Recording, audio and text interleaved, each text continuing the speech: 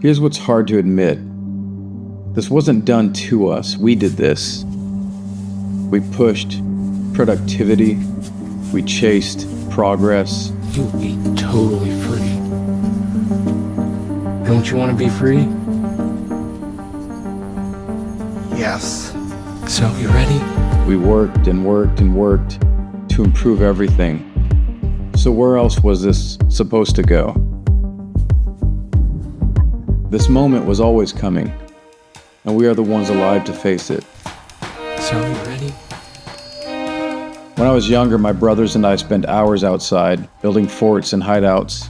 Just sticks, old boards, rocks, whatever we could drag out of the woods.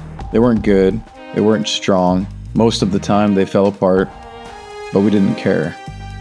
No one was watching, no one was paying us, no one was asking what it was for. We didn't have a plan, we weren't building toward anything, we weren't trying to become anything, we were just there. And looking back, what stands out the most is what wasn't present. There was no pressure, no measuring, no comparison. No one asked if it was useful, no one asked if it mattered. It didn't need to. Being alive was enough reason. I didn't wake up one day and decide to leave that world. It just faded, slowly. School got serious, expectations showed up. The future started asking questions. What are you gonna do? What are you good at? Where are you gonna be? And without even noticing it, I stepped into that weird world. A world where everything needed a reason, a result, a purpose. And that's where the lies began. You excited to be free? Yeah. What does free feel like to you? I guess it feels like when we were little, before things got bad. They didn't feel like lies, they felt responsible. They felt grown up. Lies like, my value comes from what I can do. I need to become something. If I'm useful, I matter. If I stop producing, I fall behind. Those ideas replaced the forts and the hideouts, and at first, they worked. They gave direction, they gave motivation, they gave meaning, or at least something that felt like meaning. Those lies didn't just shape me, they shaped everything. We built schools around them, careers around them, entire systems around them. We optimized everything, measured everything, pushed everything forward faster, better, more efficient, and eventually, we built AI.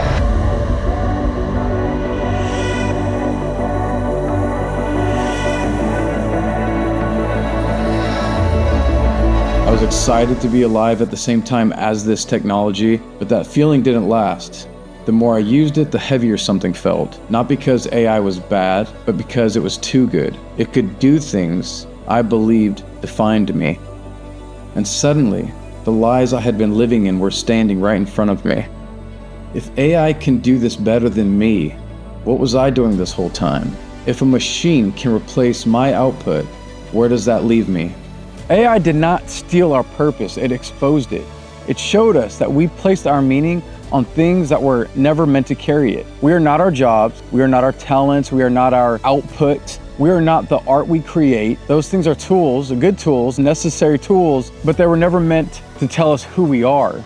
The dread people feel right now isn't about AI, it's about disappointment.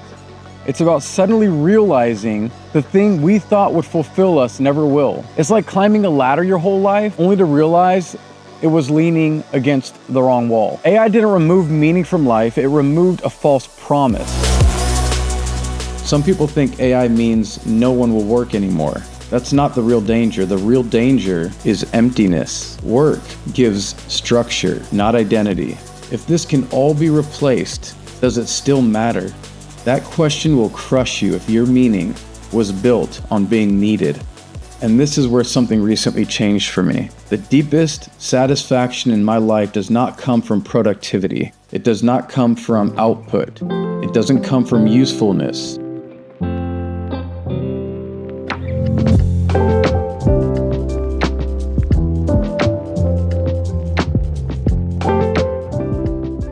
It comes from God. Reading my Bible, being in community and church, talking with other Christian men, being with my family, creating things because I enjoy them, not because I need approval.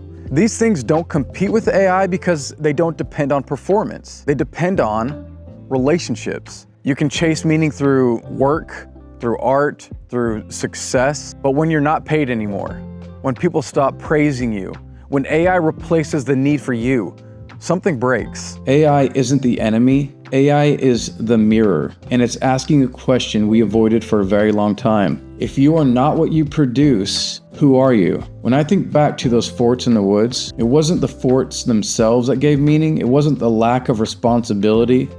It wasn't freedom from work.